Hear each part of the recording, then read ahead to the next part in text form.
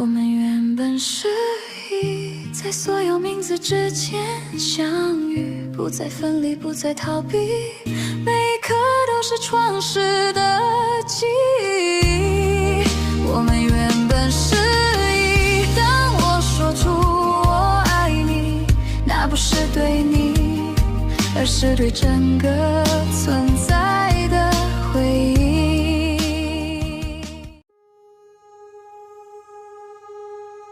大家好，这里是琥珀神明学院，我是阿吴。阿吴介绍一的法则到现在已经说了很多观念与知识给大家了，从宇宙的架构到地球的历史，再到个人的能量中心与修炼方向。有了这些观念后，这集我们开始来聊聊流浪者 Wander 吧。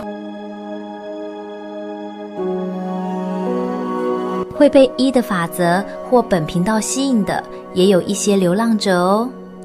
拉提到，地球上大约有数千万 tens of millions 的流浪者，以当时地球人口，拉通讯时期大约40到50亿人，所以数千万换算大概是约1%左右，甚至不到。就算只有1%，那也是几千万人。这个数字其实不小，而且如果一个人可以影响家庭、朋友、周围环境，那个影响力是会扩散的。只是事情总是不会那么顺利嘛，不是每个流浪者都会觉醒，大多数流浪者其实不知道自己是流浪者，因为地球有遗忘罩纱和被生活的琐事完全覆盖，所以表面上看起来就是一般人。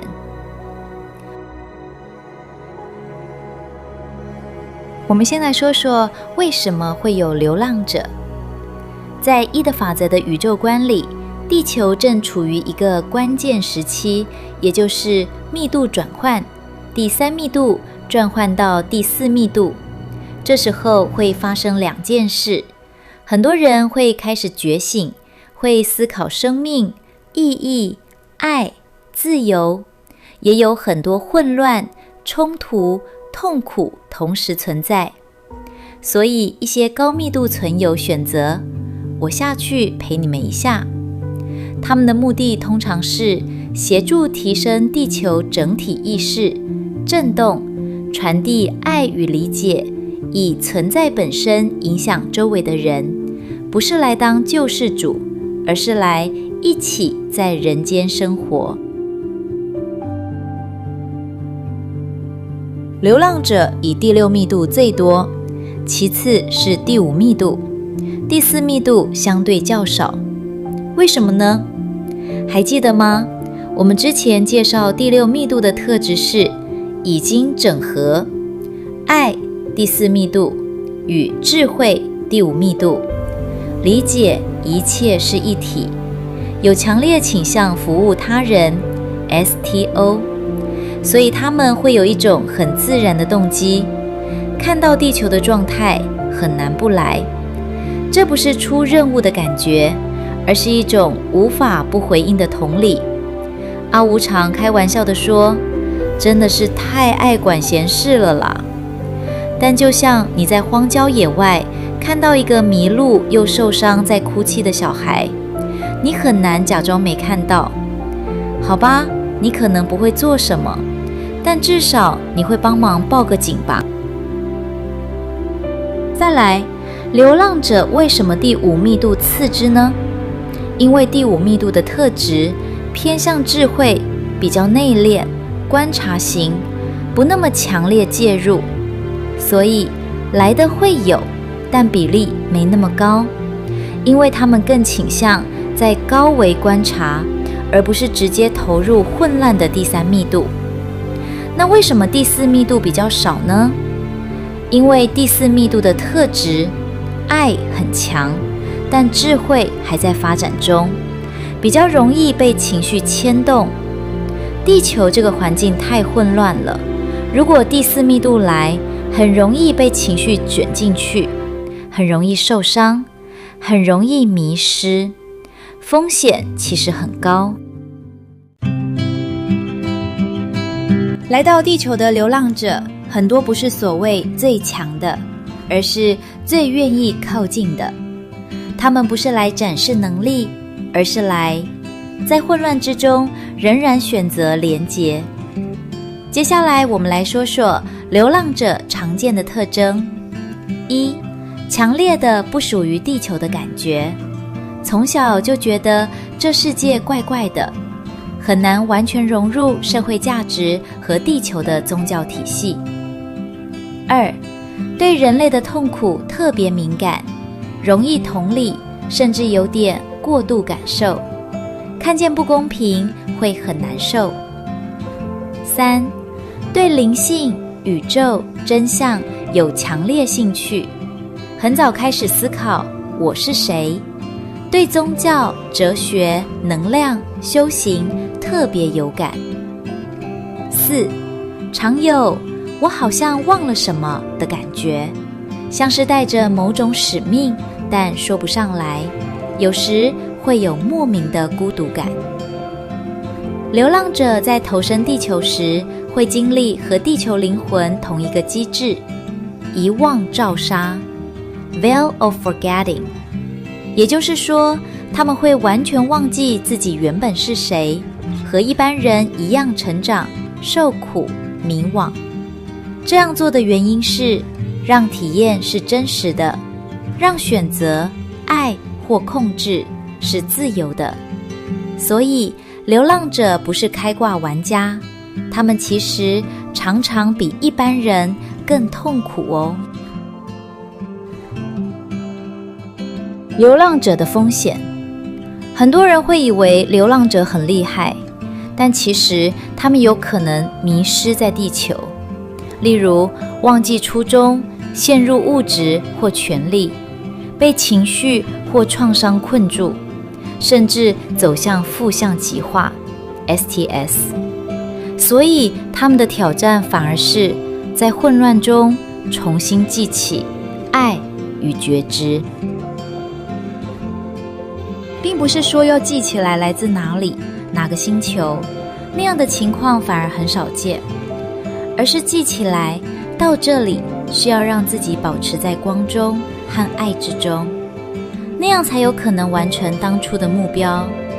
但这是不容易的，所以阿五要告诉流浪者们，不要急着做出什么惊天动地的事情，反而首先任务是要好好照顾自己，让自己的心不被环境影响，这样反而才会对地球有帮助哦。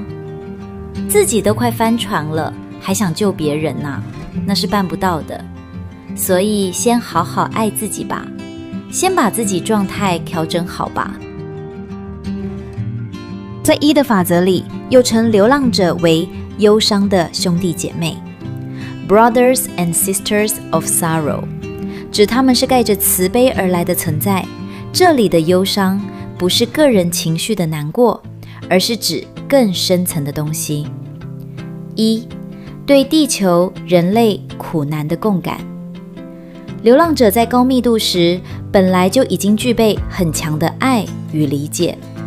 当他们看见地球的状态，战争、分离、控制、恐惧，他们不是冷眼旁观，而是会产生一种感觉，这些痛苦我不忍心不管。这种心情很像你看到一个人在受苦，你会想陪他，而不是说教他。二，自愿承担一起受苦的选择。他们不是来观光的，而是选择进入这个密度，一起经历这些混乱与限制。所以那份忧伤其实带着一种很深的决心，我知道这里会痛，但我还是来了。这就像一种灵魂层级的陪伴，而不是拯救。三，来到地球后的失落感。更现实的一点是，当流浪者真的投身后，忘记自己的来源，遗忘之罩纱，会被现实压力、情绪、创伤影响，找不到同类或理解的人。这时候就会出现一种很微妙的状态，说不上原因的孤单与一种淡淡的哀伤。不是每天都在哭，而是那种好像少了什么，这世界哪里怪怪的，我好像不属于这里的感觉。他们的忧伤不是因为自己不快乐，而是因为他们感受到整个世界的重量。阿木知道流浪者这个概念很容易让人误会成觉得自己特别，比别人高，但其实一的法则的原意刚好相反。流浪者不是更高等，只是选择多承担一点，甚至很多时候他们在林间反而过得更辛苦。再来，阿吴要比较严肃认真地说一件事，也许有人觉得自己是流浪者，可能是也可能不是，但也有些在社会上是逃避型特质的人们，听了这个概念后也会觉得自己是流浪者。让我们来说说这两者的差异，好让你可以更清楚知道自己可能是流浪者，或其实只是在逃避社会的压力。阿吴必须要说，流浪者跟逃避型人格外在看起来真的有点像，但两者的内在动机其实差很大。流浪者 vs 逃避型人格，核心差异。一、核心动机的差别最关键。流浪者倾向 STO 特质，本质是想连结、想理解、想帮助，即使痛苦，内心还是有一种想靠近世界的倾向，是走向世界，但走得很辛苦。逃避型人格本质是想远离，想保护自己，想不要受伤，常来自创伤、压力、长期失败感，是离开世界，因为太痛了。二、行为表现会很像，但细节不同。共同点，觉得格格不入，不太喜欢社会规则，容易一个人，对世界有距离感。但关键差别在这里，流浪者还是会关心别人，看到痛苦会有反应，即使退缩，内心还是想连结，他们的心是开的，只是有时候会受伤。逃避型越来越不想接触人，对很多事情变得无感，开始觉得都不重要，他们的心是关起来的。三、面对痛苦的方式。流浪者会痛，会迷失，但最后通常会再尝试靠近，会跌倒，但还会站起来走向人群。逃避型会痛，然后开始避免，逐渐缩小生活范围，慢慢把世界关在外面。四、对灵性的使用方式，这点很关键。流浪者用灵性来理解世界与自己，会变得更稳、更柔软。逃避型用灵性来合理化逃避，他们常说这世界很低频，我不想参与，或我不属于这里，但其实只是不敢面对。其实流浪者当然也会累，也会退，也会把自己封闭一段时间，也会很受伤，但他们不会真的放弃这个世界。而逃避型的人格的人，不是因为你不属于这里，而是你在这里受过太多伤。下集我们再来聊聊更多有关流浪者的话题吧，拜拜。